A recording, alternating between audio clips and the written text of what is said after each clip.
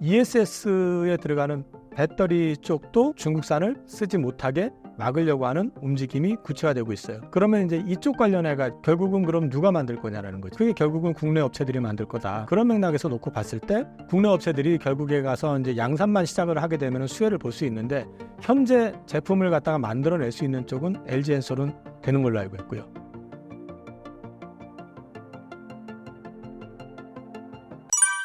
(2차) 전지 업황 분위기 어떻게 보시나요?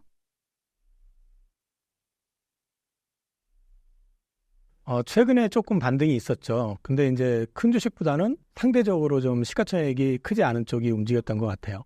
근데 이제 최근에 이제 캐즘 극복을 하느냐 마느냐 이런 얘기들이 있는데 저는 아직까지 캐즘 구간에 있다고 보고 있고요. 다만 한 가지 최근에 업황을 분위기를 놓고 보면은 수출 데이터나 이런 걸 보면은 전체적으로 봤을 때는 실적으로 봤을 때는 바닥 구간 지나고 있는 것 같다. 상반기보다는 하반기가 더 좋을 거라고 컨퍼런스 콜에서 다 얘기했었고 실적도 실제로 보면 4분기보다는 1분기가 좋았고 그다음에 이제 1분기하고 2분기의 차이는 아직까지는 좀 지켜봐야 되지만 애매할 것 같기는 해요. 근데 바닥 구간을 좀 지나고 있는 것 같다. 실적은 측면에서는. 근데 이제 결국은 물량, 총량의 증가라는 측면에서 봤을 때는 아직까지 그게 가시적으로 보이진 않는다. 근데 다만 이제 최근에 전기차 업체들이 보급형 전기차들을 많이 출시하거나 예고하고 있습니다. 이 에퀴노스 지금 그게 3만 불 미만 2만 7천 불 정도 하는 것 같고 그다음에 우리나라 기아가 EV3 그게 한 3천만 원대 전후 얘기하는 것 같고 보조금 감안했을 때 그렇게 얘기하는 거죠. 그다음에 이제 스텔란티스, 폭스바겐, 시트로엥 이런 회사들이 전부 이제 보급형 차들을 내놓는데 기아 같은 경우 EV3 최근에 이제 예약률 얘기 들어보면은 괜찮다고 하더라고요.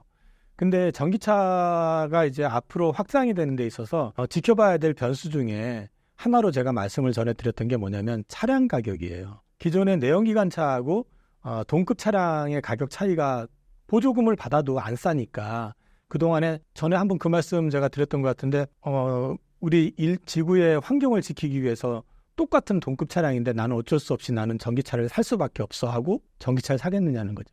가격이 1,000만 원 차이가 나는데.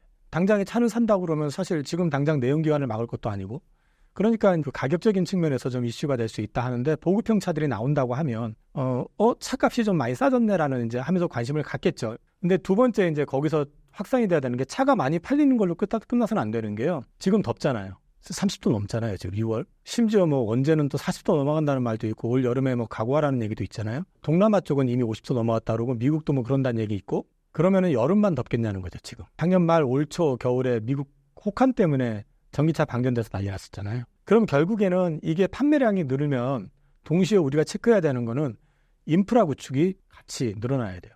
그러니까 사람이잖아요, 우리는. 이런 표현하면 자꾸 동물 표현을 하는데 오늘 따라서 금붕어가 아닌데 올 초에 충전 때문에 그렇게 고생을 했는데 전기차 엄청나게 싸졌네 하고 막 사가지고 겨울에 충전소 없어가지고 또 문제 생기는 그럴 리는 없을 거 아니에요, 그죠?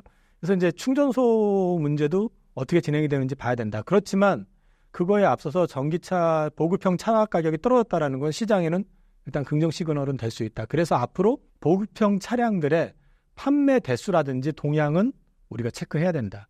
이게 왜 이제 또 어디하고 맞물릴 수 있냐면 지금은 아니에요. 근데 어디하고 맞물려서 볼 수 있냐면은 최근에 그 전기차 소재를 갖다가 중국하고 완전히 디커플링화 시키려고 하는 움직임이 있잖아요. 그게 무슨 이제 그러다 보니까 문제가 뭐가 이제 발생이 되냐면은 양극재는 우리나라 업체들이 잘 만드는데 문제는 그 원료가 소재가 되는 전구체의 비중이 대부분 상당 부분이 중국산이거든요. 그래서 이제 그 부분에 있어서 전구체 쪽에 쇼티지 얘기들도 나와요. 그러면 그런 부분들을 감안을 했을 때 만약에 보급형이 많이 팔린다고 그러면 지금 양극재 업체들이 지금 재고 때문에 고생을 하고 있잖아요. 이게 생각보다 빨리 소진이 될 가능성도 있다. 이건 가능성입니다. 지금은 뭐 그렇다라고 얘기할 수 있는 상황은 아니기 때문에 그래서 제가 이 보급형 차량 판매 관련된 거 체크하셔야 된다라는 얘기. 그리고 이제 충전 관련된 것도 보셔야 되는데 아무튼 이런 것들을 감안을 해가지고 하반기에 포인트를 보셔야 되고 그다음에 그러니까 자동차 업체들 같은 경우도 하반기에 지금 목표 대수를 GM이 지금 연간으로 해서 20에서 25만 대, 뭐 30만 대까지 갔었는데 25만 대로 낮추긴 했지만 원래부터 기대치가 30만 대에 있었던 게 아니라 20만 대에 있었기 때문에 큰 의미는 없어 보이고 지금 6월 달에 판매 대수 예상이 11,000대예요. 예상입니다. 근데 지난달 같은 경우 10,000대를 못 팔았거든요. 8,000대 정도 팔았던 것 같은데, 그런데 그런 식으로 따지면은 20만 대 넘어가려고 그러면 연말에 더 많이 팔아야 될 거 아니에요. 그죠? 그래서 이제 판매 대수라든지 이런 것들 좀 체크해 보실 필요가 있다. 그래서 하반기에 저는 바닥에서 실적은 조금 전방 컨퍼런스 업체들, 컨퍼런스 콜을 했던 업체들의 비율을 근거로 보면은 조금 고개는 들 것 같다. 근데 이게 시원하다, 이제 바닥 찍고 돌아선다라고 하는 것보다는 좀 완만할 가능성이 있다라는 걸 염두에 두셔야 되고, 그 다음에 이제 그러기 때문에 하반기에는 좀 등치가 큰 애들보다는 시가총액이 좀 작으면서 중국 규제에서 수혜를 볼 수 있는 그런 소재라든지 이런 쪽으로 해서 좀 관심을 좀 가져보셔야 될 것 같다. 그렇게 말씀을 드릴 것 같습니다. ESS 시장은 어떠한 상황인가요? ESS 쪽을 일단 말씀을 좀 드리면, 이게 이제 에너지 저장 장치잖아요. 근데 에너지 저장 장치인데 이거는 지금 미국 시장 자체가 전력난 때문에 뭐 그린 에너지가 됐든 원자력이 됐든 거기에 이제 무조건 지금 막 그 전력을 확보하려고 지금 투자를 하고 있는 거잖아요. 어찌 됐든 간에. 근데 이제 그린 에너지 같은 경우는 에너지 저장 장치라는 게 필요하거든요. 그럼 이 저장 장치를 갖다가 그동안에 이제 배터리를 갖다 중국산을 많이 썼었어요. 그리고 이 배터리는 부피가, 사이즈가 중요한 게 아니기 때문에 그냥 이동하는 것도 아니고 공간적인 제약이 없으니까 그냥 LFP 배터리를 주로 많이 썼고, 근데 LFP 배터리를 쓰다 보니까 가격적인 측면에서 이제 어찌됐든 간에 단가적인 측면에서 싸기도 하고, 그 다음에 그쪽을 주력으로 많이 했던 데가 중국이니까 중국 업체들 걸 많이 활용을 했었거든요. 그런데 최근에 이제 배터리 쪽 규제, 전기차 쪽 규제, 최근에 또 물론 대선 앞두고 영향도 좀 있긴 하지만 어쨌든 그런 게 강화가 되기 시작하면서 ESS에 들어가는 배터리 쪽도 중국산을 쓰지 못하게 막으려고 하는 움직임이 구체화되고 있어요. 그러면 이제 이쪽 관련해가 결국은 그럼 누가 만들 거냐라는 거죠. 그게 결국은 국내 업체들이 만들 거다. 그런 맥락에서 놓고 봤을 때 국내 업체들이 결국에 가서 이제 양산만 시작을 하게 되면 수혜를 볼 수 있는데, 현재 제품을 갖다가 만들어낼 수 있는 쪽은 LG엔솔은 되는 걸로 알고 있고요. 그러면 이제 LG엔솔은 이제 수주를 받아가지고 진행을 하면 될 거고, 나머지 업체는 개발 중이거나 내년 초 아마 양산으로 삼성 SDI가 이제 얘기하는 것 같고요. 그런 걸 놓고 봤을 때는 결국은 이것도 또한 이제 배터리 업체들한테는 하나의 기회가 될 수 있다는 거죠. ESS 시장 같은 경우도 사이즈는 전기차에 탑재하는 배터리보다는 규모는 작지만은 성장률로 따지면은 결코 못하지 않습니다.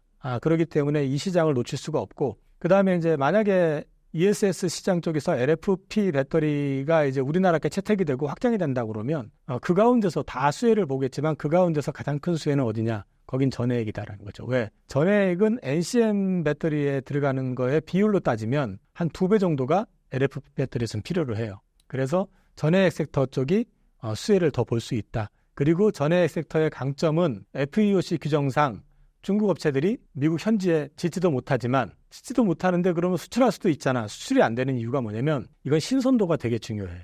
만들어가지고 3-4개월이 지나면서 거의 쓰질 못해요. 그래서 재고를 쌓아놓을 수도 없어요. 그래서 전액을 만드는 회사들은 공장을 보통 배터리 공장 바로 근처에다가, 옆에다가 만들어요, 보통. 그래서 즉시 대응하게, 재고 없이. 그렇기 때문에 전액 쪽 섹터 같은 경우는 특히나 이제 ESS 배터리 확장이 되면 수혜를 볼 수밖에 없다. 그래서 최근에 이쪽도 많이 관심을 받고 있는 것 같습니다.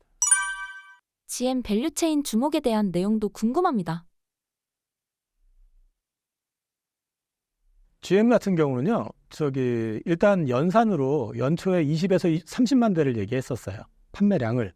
근데 연초에 죽었습니다. 그러니까 1분기 때는 판매가 거의 없었어요. 근데 왜 없었냐면, 구형 모델인 그 볼트를 단종을 해버렸어요. 그러니까 신차가 나오질 않았었거든요. 근데 이제 신차 출시가 되면서 판매량이 늘기 시작해가지고, 앞서도 제가 잠깐 보여드렸었지만은 5월, 그 다음에 6월 현재 이렇게 진행되는 걸 보면은 판매량이 계속해서 늘고 있고요. 근데 더 중요한 거는 지금 6월까지 다 팔아도 10만 대가 안 될 거예요. 그런데 연간 판매 목표가 20에서 25만 대예요. 전기차. 이 얘기는 하반기에 더 많이 팔 거란 얘기죠. 이거는 회사가 일단 의지를 가지고 있고, 또 이게 가능한 게 그 전기차 전용 플랫폼을 여기도 구축을 했어요. 이게 구축이 된 회사가 글로벌하게 봤을 때 4개 정도밖에 안 돼요. 그 중에 하나가 현대고, 포드는 구축이 안 돼 있어요. 그래서 포드 같은 경우는 그래서 차 한 대를 만드는데 비용이 더 들어가죠. 근데 이제 GM 같은 경우는 그 구축이 돼 있다 보니까, 그리고 또 셀즈가 이번에 공장이 가동이 되면서 배터리 수율이 90%까지 올라왔대요. 그러면 이제 수율도 높아진 데서 공장 그 제품을 갖다 출시하는데도 크게 비용 자체가 절감이 되는 효과도 있고, 또 한 가지 덧붙여가지고 이게 이제 프로모션을 적극적으로 할 거 아니에요. 많이 팔게 될 거고. 그래서 지금 GM에서는 전기차에서 올해 영업이익 낼 거다라고 얘기를 하고 있거든요. 그리고 이거 지금 사실 사람들이 잘 모르고 있는 게 뭐냐면, 연비 규제를 어겼을 경우에 그 벌금을 매겨요. 그래서 지금 작년 거는 제가 체크를 못했는데 재작년 기준으로 했을 때 포드하고 스텔란티스 두 회사가 합쳐서 한 4,700억 원인가 그 벌금을 물었었거든요. 그러니까 이런 부분들이 남아있기 때문에 GM 같은 경우는 여기서 흑자를 낼 수 있다면 많이 파는 게 유리할 수 있죠. 그래서 이제 그런 측면에서 보셔야 되고, GM 같은 경우는 또 24년도 연간으로 했을 때 11개 차종의 신차를 출시하겠다라고 전기차 관련해서 예고를 해놓은 상태이기 때문에 관련해가지고는 앞으로 계속해서 지켜보셔야 되는데, 그러다 보니까 아무래도 그 체인 안에 들어가서 배터리를 만드는 회사, 또는 거기에 양재를 납품하는 회사, 또는 뭐 동박을 납품하는 회사, 전해액을 납품하는 회사, 이런 쪽이 좋아질 수밖에 없다. 근데 사실 이제 좀 딜레마가, 밸류체인을 주목하라고 말씀을 드렸는데, LG엔솔 같은 경우는 최근에 나오는 루머가 하나 있어요. 그건 결정난 건 아니니까 루머예요. LG화학이 LG엔솔 지분을 일정 부분 블록딜로 팔 수도 있다. 왜냐하면 이게 이제 세금 보조금을 받은 만큼 또 여기서 국내에서 세금으로 또 이제 과세를 해야 되는 규정이 있어가지고 그런 부분들 때문에 지분을 낮춰야 된다라는 얘기들이 있어서 그게 어떻게 될지 좀 봐야 되는 부분이 있고, 전해액 쪽에서는 이미 해당이 되는데, 엔캠은 제가 작년 11월에 말씀을 드리고 올 2월 달부터 비싸다, 많이 올랐다 계속 그래 왔었거든요. 그런데 이제 오늘 주가 많이 빠졌을 거예요. 근데 저는 아직도 좀 부담스러워요, 솔직히. 그래서 별로 막 그 밸류체인을 주목하시는 건 맞는데, 지금 시점에서 적극적으로 공략해보세요라고 말씀을 드리면 요 두 개는 좀 일단 약간 좀 옆으로 놓고 보시는 게 어떨까 말씀드리겠습니다. 2차 전지 관련해서 하반기를 정리해 주신다면요? 우선 리튬 가격에 대해서 오늘도 보면 중국 탄산 리튬 가격은 또 떨어졌더라고요. 근데 이제 중국 쪽하고 미국 쪽하고 그 광물 가격이 차별화가 되는지 안 되는지 좀 봐야 될 필요가 있어요. 그래서 리튬 가격의 반등 여부를 좀 보실 필요가 있다. 그다음에 앞서 말씀드린 것처럼 인프라 구축, 보급형 전기차가 많이 팔리는 것도 중요하지만 이게 인프라 구축이 되게 중요할 것 같다. 그래서 이제 이 부분을 좀 체크해 보실 필요가 있다. 요거는 뭐 기사를 통해서든 증권사 애널들한테 쓴 리포트를 보든 아니면 여러 가지가 있을 것 같고요.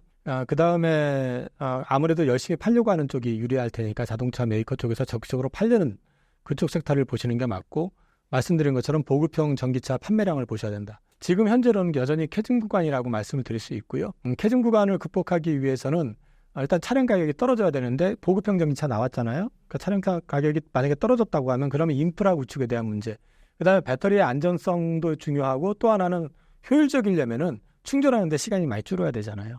그래서 뭐 EV3 거기에 실리콘 응급제가 살짝 핥고 지나갔네 만에 뭐 이런 얘기가 있잖아요, 그게. 근데 이제 어쨌든 충전 시간은 생각보다 마음에 들지 않는 것 같은데, 아무튼 그런 것들도 좀 보셔야 될 거다. 그래서 이제 이게 지금 전방업체들, 자동차, 양극재, 배터리 업체들 전체적으로 얘기하는 게 상반기보다는 하반기가 좋다. 근데 그 속도가 급할 것 같지는 않다라고 얘기를 하니까 캐즘을 금방 극복하고 올라선다라기보다는 이런 부분들이 어떻게 전개가 되는지 이런 부분들을 한번 점검은 좀 해보실 필요가 있다.